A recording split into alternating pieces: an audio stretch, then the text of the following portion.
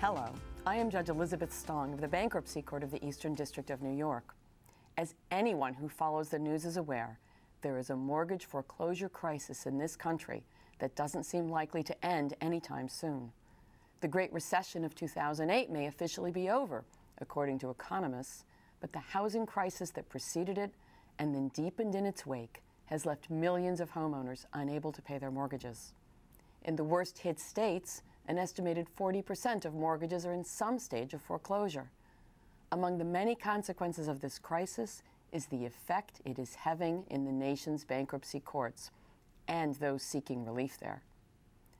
In response, some of these courts have started programs that attempt to bring debtors and mortgage lenders together in hopes of reducing the number of foreclosures and expediting the resolution of their problems. The goal is to find a solution that is seen as a win by both parties. We're going to take a look at those programs, how they work, and what their effect has been. We'll talk to bankruptcy judges who oversee the programs and bankruptcy attorneys who take part in them. But before we do that, the FJC's Paul Vamvis has this look at the foreclosure crisis itself and its effect in the bankruptcy courts. RealtyTrack, the online marketplace for foreclosure properties, reported that almost 4 million foreclosure filings were made in 2010. That means 1 in 45 U.S. properties received at least one foreclosure filing last year. The foreclosure rate dipped slightly in the fourth quarter of 2010, but that was credited primarily to some banks halting foreclosures in response to questions about their legality. Those numbers do not suggest a quick resolution to the problem. Jay Brinkman is the chief economist at the Mortgage Bankers Association. Well, they're still well below where we were in the Great Depression, but they're much higher than we've seen in previous recessions for a few reasons. The first reason is that the types of people who were getting loans going into this was never this large. So we had the group of folks that would be most adversely impacted by a recession now were more likely to be homeowners. The second issue is that we had tremendous amount of overbuilding, and so homes then were built willy-nilly in California, Arizona, Florida, places like that. And that is important, says Brinkman, because while the foreclosure crisis is national, it is much worse in some areas than others. If you pull out the California, Florida, Arizona, Nevada numbers, the rate of foreclosures maybe through all this has doubled. Whereas in those states, from what they would normally be, in those states, perhaps it's increased tenfold over what they had experienced in the years before that. There is nothing we have seen going back in our records 40 years to anywhere compared to what's still going on in the state of Florida. And even short of foreclosure, mortgage delinquency rates are up most in what bankers call the 90-day bucket. That is, homeowners who are 3 or more months behind in their mortgage payments. A trend that Brinkman believes will not be reversed for the next several months. How is this situation affecting the work of federal bankruptcy courts? William Rule is the chief economist for the Bankruptcy Judges Division of the Administrative Office of the U.S. Courts. When an individual files for bankruptcy, an automatic stay goes into effect that prevents creditors from taking any action against the debtor. That includes even talking to the debtor. So obviously, in every case in which an individual files for bankruptcy and then seeks modification of the mortgage, you first have to have a motion for relief from the automatic stay so the two can talk. There are also many of these motions that are filed largely unopposed so that foreclosure proceedings can continue. There are also, as we discussed, the issues surrounding second trusts. In some districts, stripping off of a second lien appears to be done through motions practice, particularly in filing a motion to value collateral, valuing the collateral associated with that second at 0, and then stripping it. In other districts, the predominant means of practice is to file an adversary proceeding to determine the nature, extent, or validity of a lien. It appears in my perusal of the numbers that it breaks one way or the other for the most part. Again, if you look at the statistics, the numbers of motions to value collateral are up 500%, 1,000%, 10,000% in some of the districts that we're familiar with from the mortgage crisis. In other districts, the adversary proceedings to determine the validity or extent of a lien are up hundreds of percent, obviously suggesting that the mortgage crisis is indeed having an impact on the court's dockets. In particular, with respect to adversary proceedings, we know that the amount of time required to deal with this type of adversary proceeding is fairly significant. And we can see large amounts of judicial resources and court resources in general being devoted to processing these adversary proceedings. Rule also believes that some homeowners are filing for bankruptcy pro se by paying firms to provide them with forms, or even finding the forms online, so that the automatic stay will give them another 9 months to a year to live in their homes rent-free. And these kinds of filings take even more time. Bankruptcy judges have a tendency to bend over backwards for the pro se litigant to make sure that that litigant has an opportunity to say his piece in court, and not to simply wash them out on the first procedural defect that they find. And this has led to very long work days for some judges in some districts because of that. But whatever purpose has brought the homeowner fighting against foreclosure to bankruptcy court, and whatever caused him to be in that situation, the effect on the court is the same.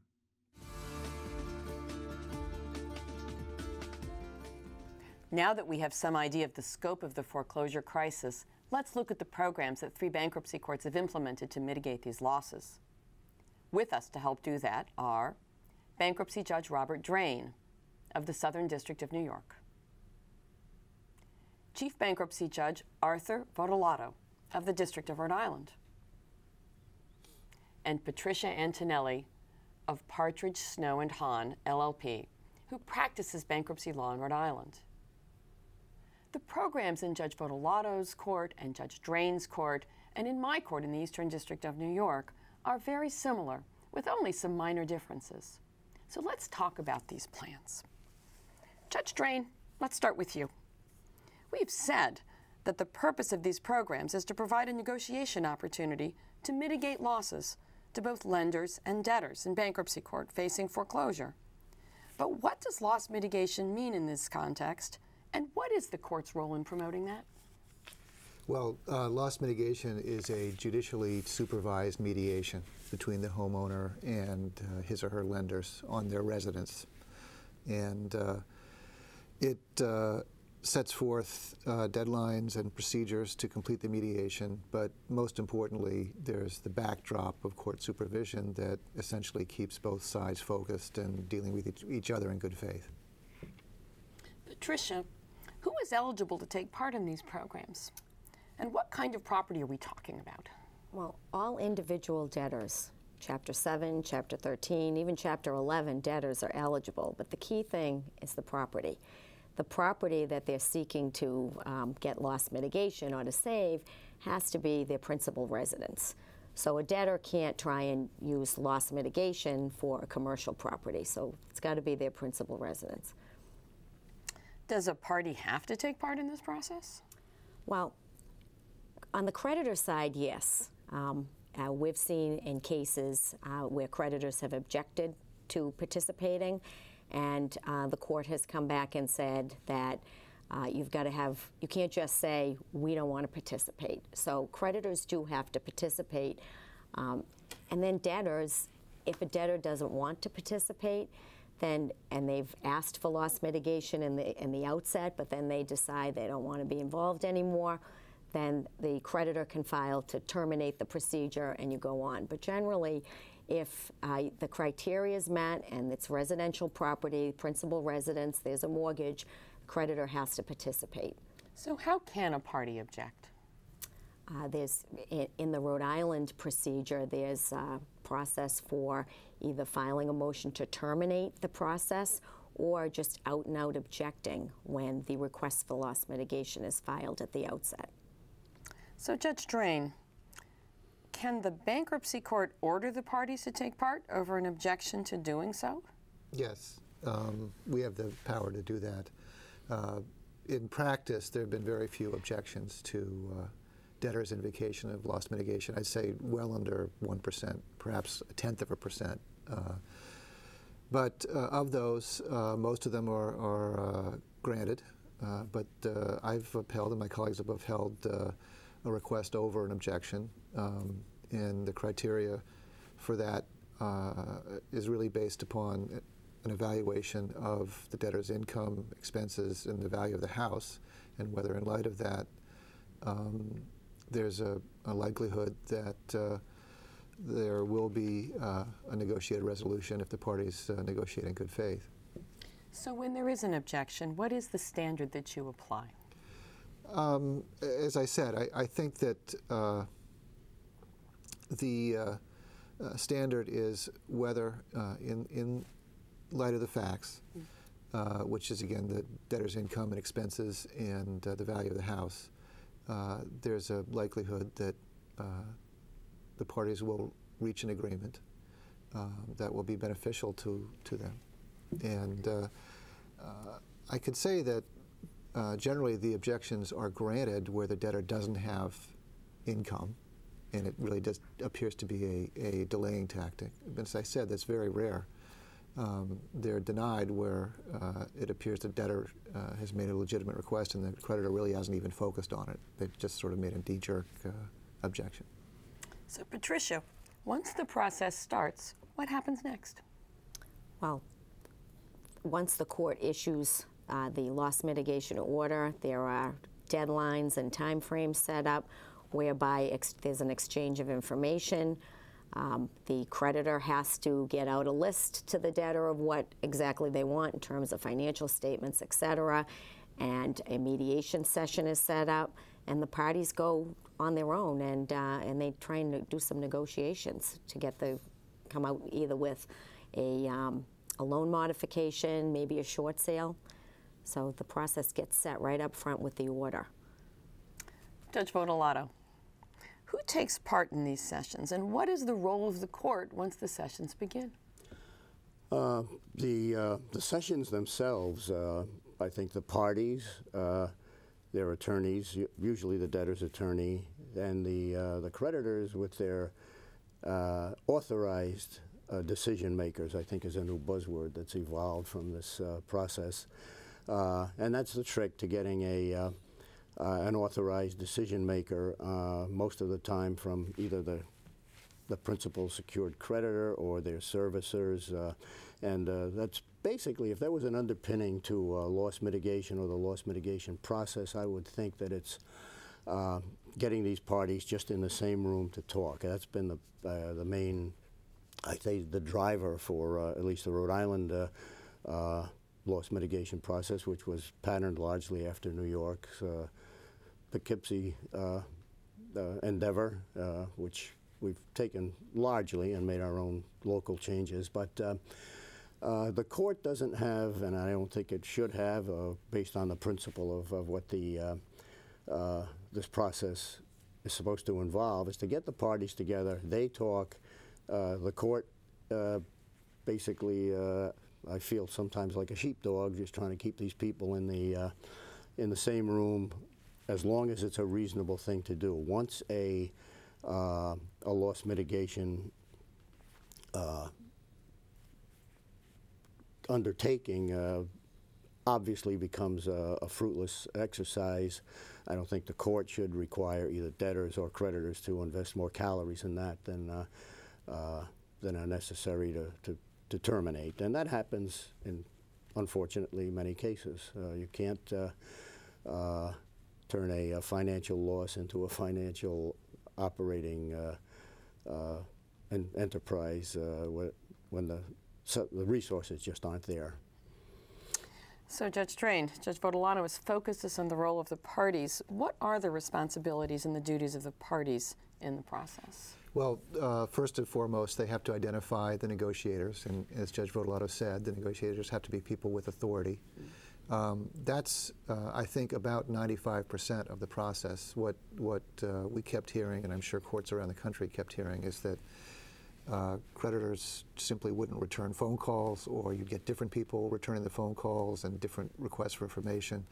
This program is intended to set up clear areas of authority and contact, and so that's the first step. The second step is to provide the information that is needed to make the analysis of whether a loan should be modified or not.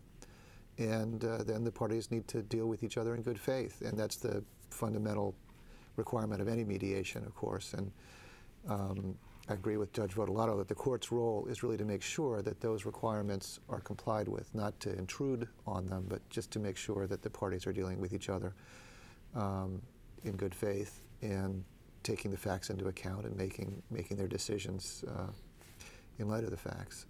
I would say that's where the court might intervene somewhere in these proceedings between the debtor and creditors, is to keep a good eye on whether both sides are operating in good faith. I think that's an important watchword in this process. And when you say good faith, I mean, it's not to question people's motives. It's really just to make sure they're asking the basic questions. For example, what's the house worth? What can you get in foreclosure? Well, why are you asking for 3 times that from the debtor? You're never going to get that. You know, would you let someone steal 5 copying machines worth $200,000 from your bank? Well, if you're throwing away $200,000 when the debtor is willing to, you know, modify a loan that lets you keep that, have you thought about that? Those types of questions. Makes sense. Judge Votolato, you've talked about delay. Are there deadlines or milestones in the process that keep it moving forward? Sure, there are both deadlines and milestones to be observed by both sides. I think our standard one seems to be 14 days to answer requests for either loss mitigation or respond.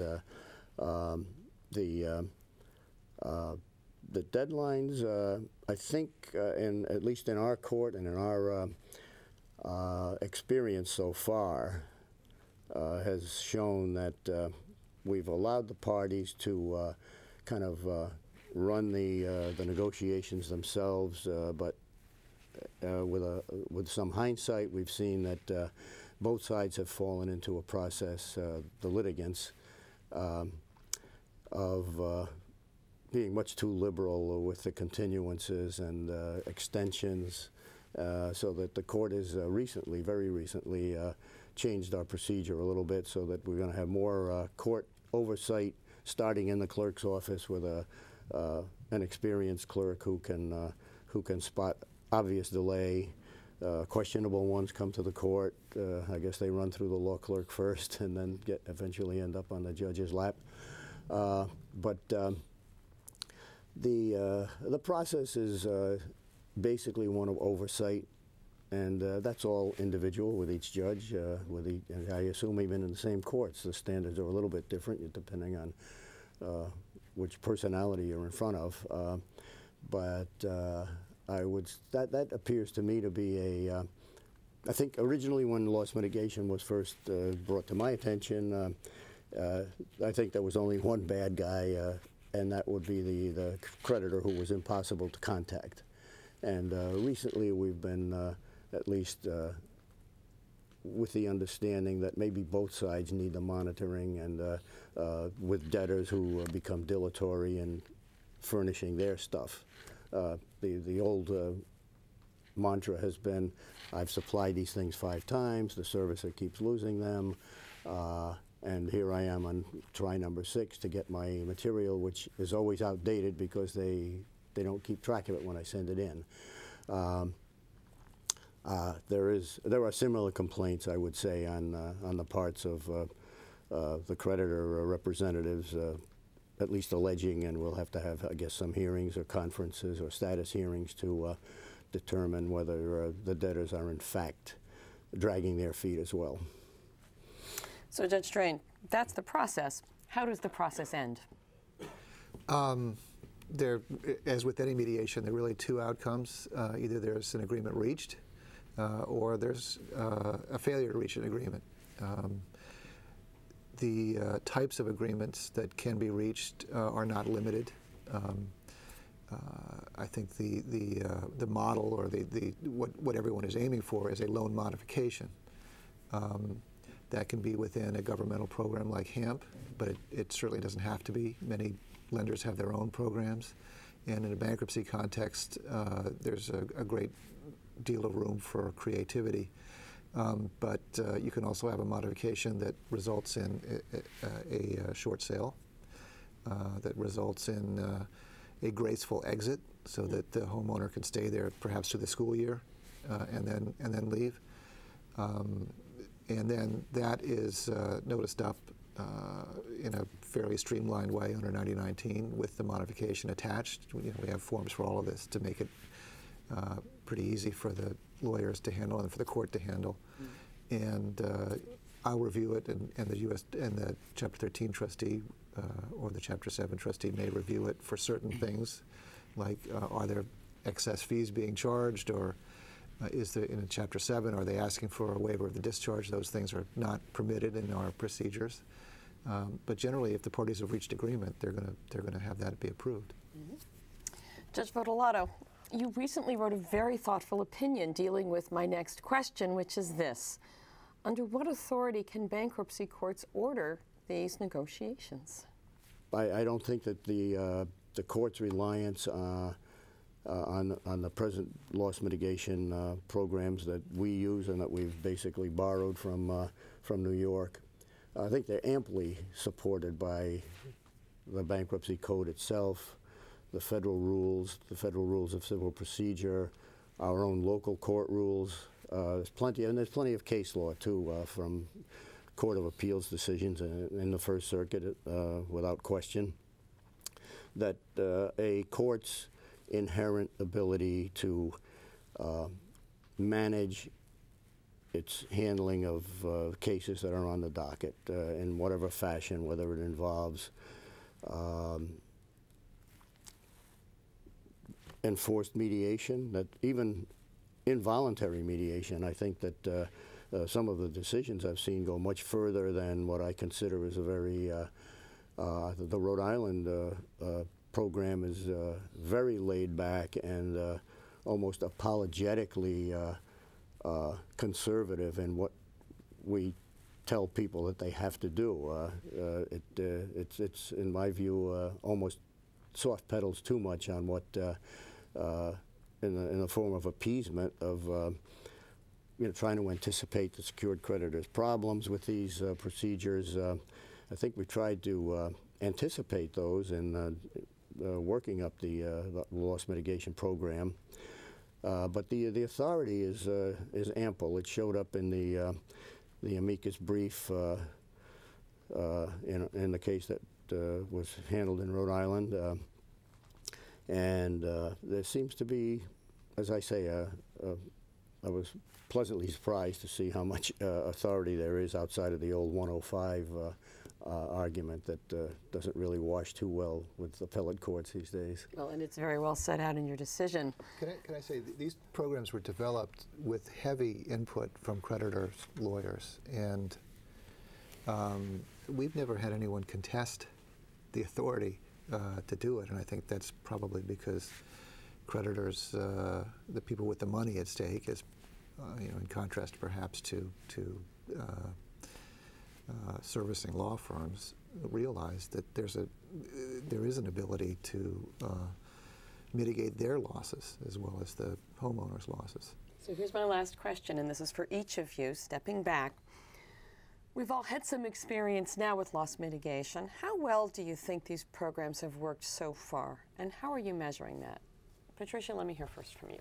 Well, I'm going to speak from the creditor side. Having experience representing large creditors, like some of the big national servicers, and then small banks and credit unions and things.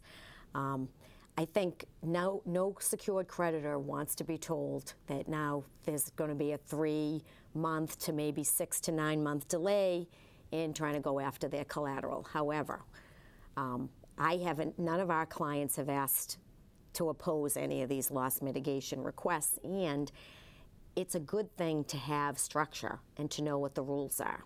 And so there are the milestones, and we know when this has to happen by a certain date, status report has to be filed, etc. And if one of the parties on the other side, the debtor, say isn't doing what they're supposed to do, we have some type of structure to go to the court and ask for an order or ask to terminate the process. So, and for us, it's been kind of a no-nonsense process. It's such a good point that these programs are about process and structure. Judge Votolato, how well do you see that the program in your court has worked so far? Again, we're dealing with small numbers. Statistically, I think when loss mitigation is requested, there is no objection in probably 80 or 90% of the cases, and they proceed with the loss mitigation.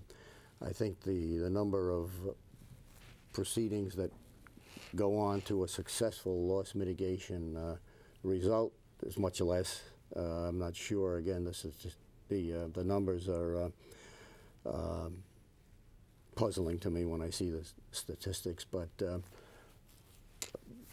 you know, if we saved 100 or 200 houses in the course of of our loss mitigation program to completion that haven't gone belly up afterwards, I think that would be a decent number. I think as far as making a dent in the entire, I don't want to use the word crisis again, but the loss, the mortgage situation, it's tiny when you look at the big picture. Think of it as making a dent, one small dent at a time. Sure. Judge Drain, how are you measuring this? How do you see these programs working so far? Our program's been in effect now for about 18 months, and we reevaluated it with the bar after a year, and unanimously people decided it was worth continuing it. I think it, first of all, again, our statistics are not as good as I would like them to be, but I think from what we can tell from the numbers, almost half result in a loan modification, which is a better success rate than Chapter 13 confirmations by far. Secondly, in most of the cases, it's the first time that debtors and creditors really have talked to each other, and the frustration that you see nationwide over that disconnect, if you can solve that, then I think that's a major achievement too. So given the government programs in place that in essence require litigation to be put on hold, well, HAMP, we decided it was important to put the processes in place to deal with things in an organized way, and I think it's worth the work. I'll say our experience has been very much the same. It's been positive for the debtors. It's been positive for creditors in so many ways, and communication and process have been central to that, as well as the oversight of the courts, as we've discussed. Thank you all for helping us understand these programs and giving us an idea of how well they've worked. In our next segment, we're going to look at loss mitigation from the differing perspectives of debtors and creditors.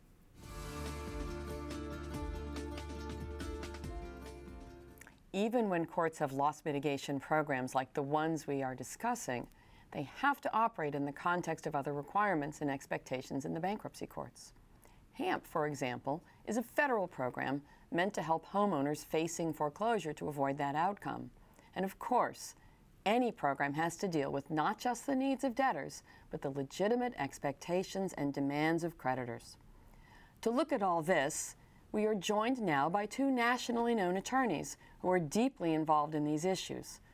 John Rao is an attorney at the National Consumer Law Center, And Victor Milione is a partner at Nixon Peabody, where he represents creditors. John, what kind of help is the HAMP program designed to provide to borrowers facing foreclosure? And who is eligible for the program? Well, to be eligible for the program, the homeowner has to either be in default, in foreclosure or an imminent threat of default. And their monthly mortgage payment has to be more than 31% of their income. And the whole goal of the HAMP program, if they are found to be eligible, is to modify the loan to bring their monthly mortgage payment down to 31%. And the way that is done is through effectively a waterfall of different options. The first one is that all the arrears are capitalized, and then the next step would be to lower the interest rate as much as to 2%. And then from there could be potentially a extension of the term of the loan, and then a principal forbearance. And then the last result, although not mandated under the HAMP program, is a principal forgiveness. And that ultimately will get the homeowner down to that 31% mark.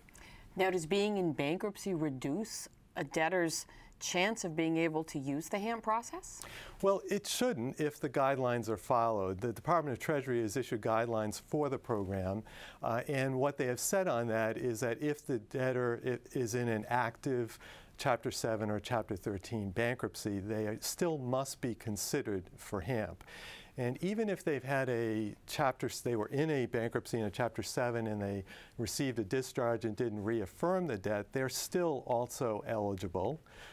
And if they've been put on a trial plan, which is how the program begins, they need to stay on a trial plan for at least 3 months before they're granted a permanent modification. If they're on a trial plan and they file bankruptcy, they cannot be denied a permanent modification because they filed bankruptcy on the basis of the bankruptcy. So how does a borrower apply for the HAMP program?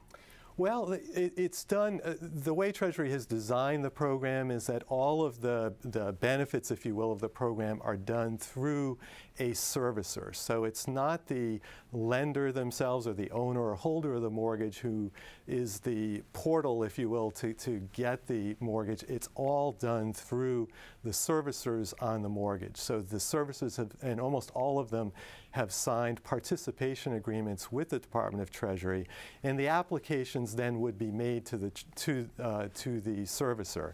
And the application, what the homeowner needs to fill out is an application form. It's called an RMA. It's a request for modification and an affidavit.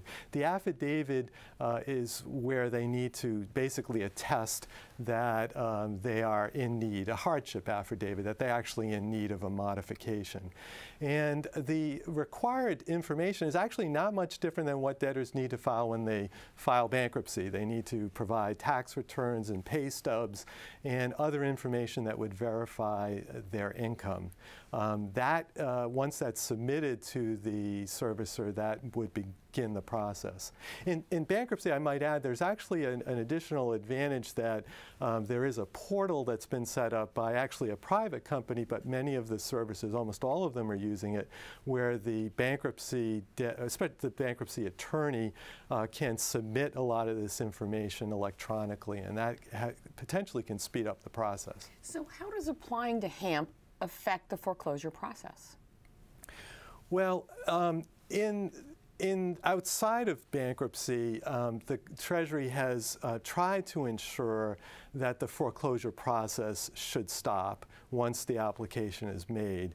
There have been some problems with that. So if the homeowner has been granted a temporary a trial plan, the foreclosure process should stop immediately. If there's not been a referral for a foreclosure and the homeowner applies for HAMP, that should suspend it. There should not be a referral for foreclosure to a referral of the case to a foreclosure firm. The problem has been when a foreclosure has already been initiated and then the homeowner applies. The guidelines say that that should stop. But unfortunately, there's been some issues with that, and actually there's been a fair amount of discussion about that, even in congressional hearings, about what's referred to as this dual track problem, where the one arm of the servicer shop, the loss mitigation department, may not be communicating that well with the foreclosure department, and therefore the foreclosure proceeds even though it should be suspended. So what if a borrower is found ineligible for HAMP? Can the lender immediately proceed to foreclose on the property? No, the guidelines provide that there should be at least a 30-day period before it starts again. And how does being turned down for HAMP affect the borrower's relationship with the lender? Well, it doesn't necessarily preclude other options, and in fact, the guidelines are designed so that if the homeowner is found to be ineligible for HAMP, they're encouraged, the servicers are encouraged to consider whether the homeowner is eligible for some other program. Sometimes they're referred to as these in-house modifications or proprietary modifications. And on that point, I would say that the servicers actually do engage in that process where there has been a decline in the HAMP application. They will actually go ahead and look at other modification programs that apply. Mm-hmm. Have creditors been doing the HAMP analysis before offering borrowers these other modification options? Well, that actually has been a concern that's been raised on the homeowner side. What we have found, at least, for example, the statistics which have been provided to the Department of Treasury for the first part of last year, 2010, almost 70% of the modifications that were made were non-HAMP modifications. There were these proprietary modifications. And the concern is that servicers may be putting homeowners into these proprietary modifications before they're actually considering them for HAMP. And the HAMP guidelines are clear on that the homeowner must be considered for HAMP before the proprietary modifications are considered. And the real issue there is that while it is very good that servicers do offer these as an alternative if the homeowner is not eligible, the concern is that these proprietary modifications are not on the same favorable terms as HAMP. In fact, there's been one report which has suggested that these non-HAMP modifications have a much higher default rate, and primarily because in some cases they actually increase the homeowner's monthly payment rather than decrease it. So how does the HAMP process merge with the standard bankruptcy process, and how can these two processes work together? Yeah, I think that there is some potential for conflict, but in general they can work together. One of the main issues that has arisen outside of bankruptcy is the delays that have been caused in getting a decision about HAMP. And one of the advantages of being in a bankruptcy process is the homeowner is often represented by counsel, and that will help, at least on the homeowner side, to make sure that documentation is provided in a timely manner. And there is the potential, at least especially in a loss mitigation program, but even if there isn't, there is the potential for there to be more quick decision-making being made on these modifications. The other issue, I think, is that it gives both the servicer and the homeowner the opportunity to consider all of the homeowner's financial problems, really. I mean, outside of bankruptcy, the homeowner's only going to be dealing with their mortgage with this modification, yet they may have other debt, which is still causing problems for them. And there could be issues of second mortgages on the property. In the bankruptcy context, all of the debt load of the homeowner can be dealt with in one place. And I think that has advantages to both the homeowner and the servicer. So if one of these agreements is reached, what happens next? What is the foreclosure rate on the mortgages that have been modified under HAMP? Well, actually, there's good news there. The Treasury statistics have shown so far that for homeowners who have been on permanent modifications for as long as a year, that the default rate has been 15% and lower, which again is really quite good for these programs. And when you look at some of the more recent vintage modifications, those default rates are even potentially lower. And the other interesting thing, which is not at all surprising, is that for homeowners where there's been significant payment reductions, so those where there's been at least a 30% drop in their mortgage payment, the success rates are actually very high, even better than the 15%.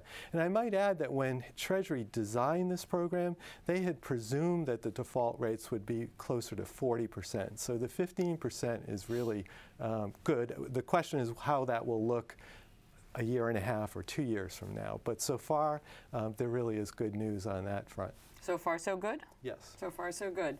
Victor, thank you for joining us. What is the role of securitization of mortgages in the foreclosure situation? And how does this affect the ability of servicers to take part in mortgage modification programs of any kind? Well, I think what we're talking about in servicing is private label servicing, and this is separate and apart from the servicing that's been done by the government entities for so long, which really took off in the late 90s and into the last decade. And in 2007, private label servicing was essentially at its height.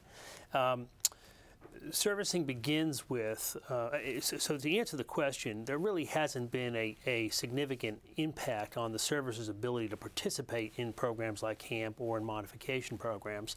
The securitization has added a layer of complexity because there are multiple players. And I think it's helpful to take a step back and hear a little bit about the background and how a pool of mortgages is assembled, who the players are, to get a sense of what the divergent viewpoints are in the process, so everyone here can understand the complexity of this arrangement. Essentially, it begins with the depositor assembling thousands of mortgage loans. And individual residents, their loans are assembled and deposited by the depositor into a trust. And the trust is then divvied up between certificate holders, who are the beneficiaries of that trust, and then all of the other players in that trust instrument. So there will be a master servicer and a special servicer, and then there will be some other servicers who may have different responsibilities, for example, when the loan goes into a default. While the loans are being administered, the servicers do the normal servicing, administration of the loans. They collect payments, they report back to the master servicer as to what's going on with the loan pool, the individual loans, and then the master servicer will report to the trustee about what the revenues are and what the certificate holders should be distributed. In servicing the loans, the special servicer has to abide by an agreement called the Pooling and Servicing Agreement. You hear a lot of the acronym PSA. That's what it stands for. The Pooling and Servicing Agreement sets forth the rights of all of these different parties. And if you look to the Pooling and Servicing Agreement, many are publicly filed because a lot of these are publicly filed entities, you will find that there are defined rights and responsibilities of these different entities within that servicing entity. The servicer is bound by the servicing standards. And now these things have evolved over the course of 10 to 15 years, so that the servicing standards have evolved as well. And some of these PSAs will have servicing standards that are general guidelines, prudent investment and servicing standards for that particular servicer. Others will have specific guidelines. They may not be as specific to go into defaults, but they may have more precise guidelines that the servicer has to follow. And still other PSAs have guidelines that combine the two. There will be a specific guideline and then a default to a more general principle. And the servicer has to figure out what it has to do once a loan goes from a non-default situation to a default situation. There are certain guidelines within those standards. The trouble comes when the servicer has to decide how to approach something between a modification of a loan and a foreclosure. And typically what the servicer will do will look to see in the various software programs that are out there that they analyze these loans through, it will look to see what the higher net present value is between a modification proposed, whether it be through HAMP or some alternative program, and a foreclosure scenario. And that's essentially where the servicer is going to make its decision about whether or not to go forward with a modification or a foreclosure. As you can see, the various layers in the servicing approach and in the SPE vehicle itself require the servicer to account to a number of different constituents. And the certificate holders themselves have an interest in making sure that resolution of mortgage loans is to their interest as well, and the servicer has to abide by those. So those are the overriding concerns that the servicer has when dealing with a defaulted mortgage loan within the pool of loans that it's servicing. And these are thousands of loans, trillions of dollars of residential loans are involved in these pools. So it gets to a very complex degree, whereas 20 years ago, a private servicer didn't have all of those reporting and constituents to abide by.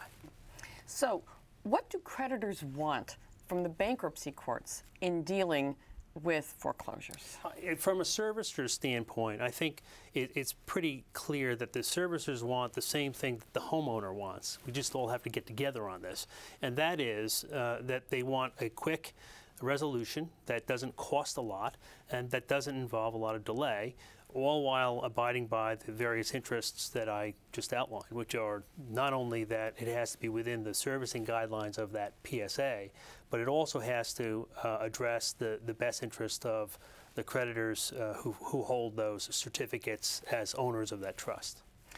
Are the servicers aware of the mortgage modification programs that exist in the Eastern District of New York, and the Southern District of New York, and the District of Rhode Island? Yeah, the servicers are aware of mortgage modification programs generally, and are becoming more aware of the loss mitigation programs that are actually in those districts.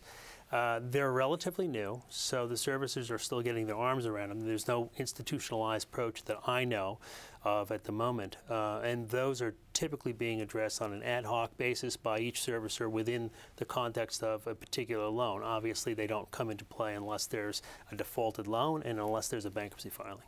So what kind of analysis do servicers do when they're considering the options in a potential foreclosure?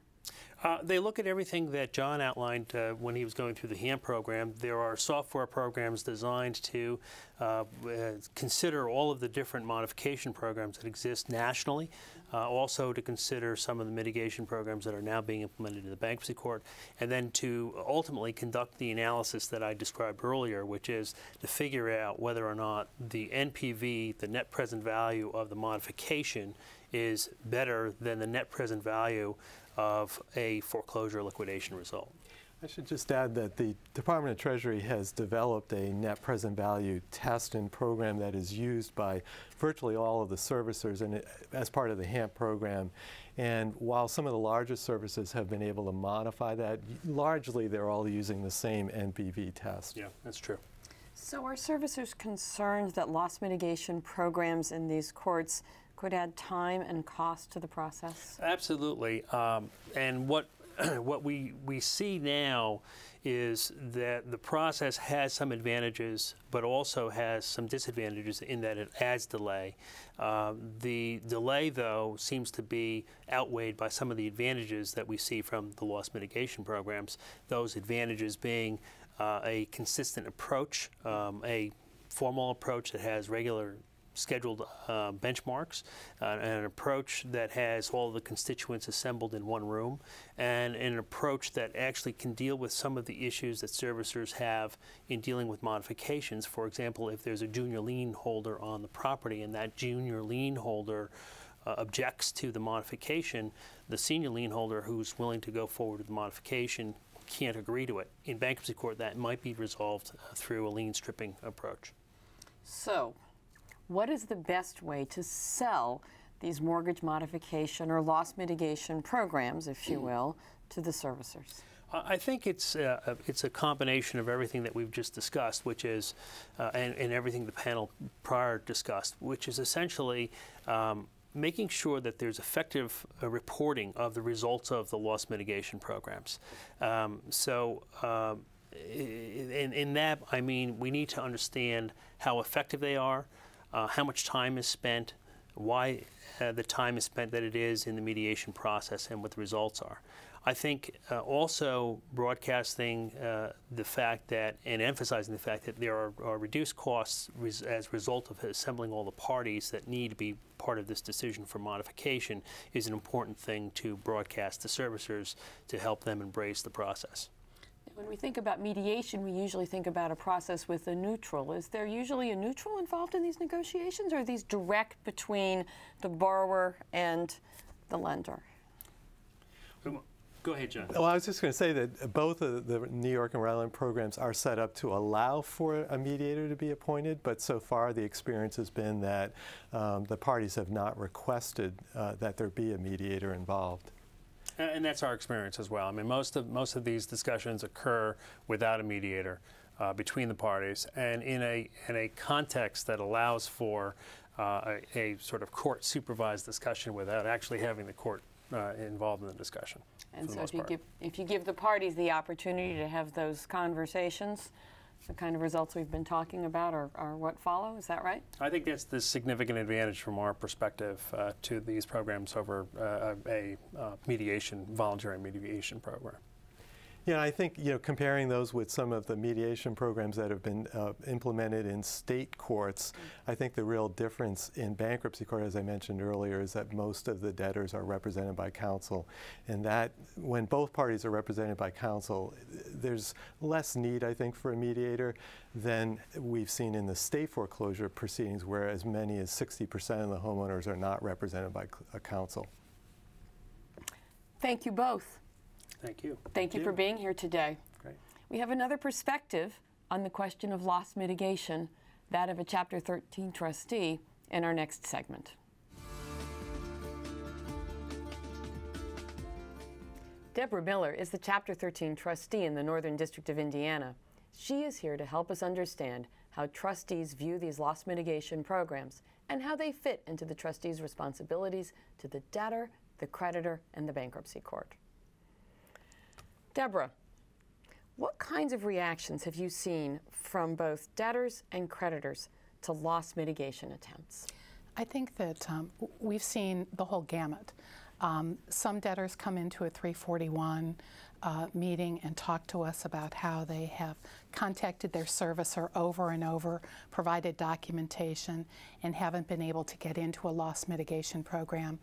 Some debtors will come in and say they were in the loss mitigation program, but they didn't qualify for permanent modification.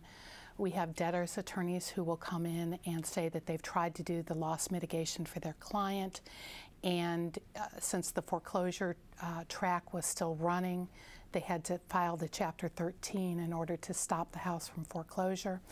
And then we have creditors who will actually call our office, servicers who will actually say, we've been trying to work out a loan modification with the debtor's attorney. They're not calling us back. Could you please help out? So you're the Chapter 13 trustee. What do you see as your role in this process? There's a couple of different roles that I think the 13 trustee actually has. On a national basis, the Chapter 13 trustees have actually been working with the servicers, with the debtors' attorneys, in order to try and come up with some best practices, a loss mitigation packet, get some names out to the debtors' attorneys in order to help kind of speed the loss mitigation process along. In our offices, I think there's a couple of things we have to do. Sometimes a debtor's attorney may not be aware of loss mitigation, may not be aware of HAMP programs, so we put on training, we give the packets to them. In rare cases, we'll actually make referrals ourselves as a trustee to a servicer, asking them to look at it for a loan modification, and ask the servicer to contact the debtor's attorney to do the loan modification. We can't actually be involved in the process, but we can make the referral. So what kind of relationship do the trustees and the mortgage servicers have, and what are trustees doing to deal with the foreclosure crisis? I think it depends on the servicer. as to what the trustee's relationship is with the servicers. There are so many issues that are going on. They're so busy.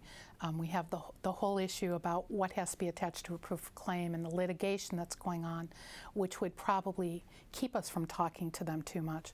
On the other hand, we have working groups where we sit down, we talk to them, we try and come up with better practices.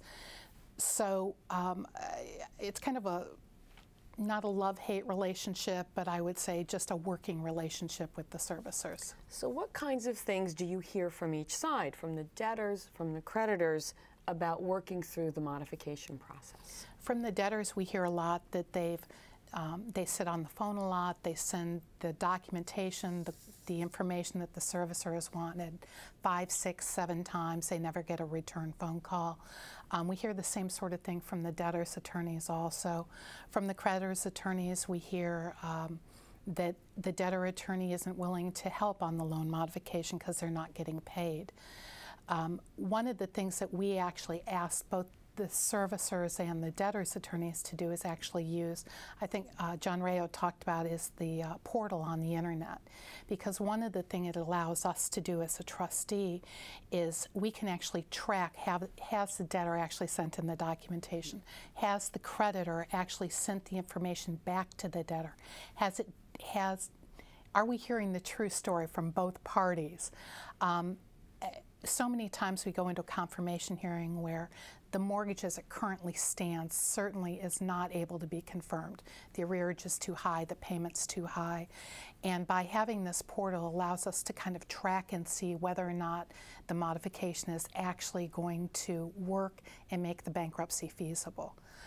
The other thing that we have to do as a trustee is once the modification is actually approved, we are no longer usually paying the pre-petition arrearage amount. So we have to stop paying the pre-petition arrearage amount. We have to make sure that we're paying the right payment if it's a trustee paid jurisdiction, and just make sure that the financial things are in order after the modification is done. Oh, I think you've touched on this in the context of the portal. But are there software programs or other new technologies that make this process easier? There are actually 2 ways to do it on the internet that I'm aware of. City Mortgage, actually has a link on their website in which debtors or homeowners can actually go on, ask for the modification, and upload the programs. There's an additional portal that's for pro se debtors and debtors' attorneys, which also allows the homeowner to ask for a modification, upload the documentation. And those are fairly new. They've been around about a year and a half. I hear wonderful things about it. I know I actually go on and I check to make sure that I'm kind of getting the right story from the debtors' attorneys, that the modification is in the place. And there actually is the ability that courts and the judges can actually get a username and ID and actually check the cases also. So that's one thing that the judges maybe want to look into if they're actually worried that they're not getting the true story. All right. Thank you so much. Thank you, Debra. That is our program. We hope you have found it interesting and useful as you deal with the issues surrounding foreclosure in your court. We are providing a great deal of related material with this program that explains the loss mitigation programs and a number of issues related to them. You will find links to those materials on the same page at FJC Online as the streaming video version of this program. And you should check the websites of each of our courts. Those are the bankruptcy courts for the Eastern and Southern Districts of New York and the District of Rhode Island for the latest updates to those materials. I'm Judge Elizabeth Stong. Thank you for watching today.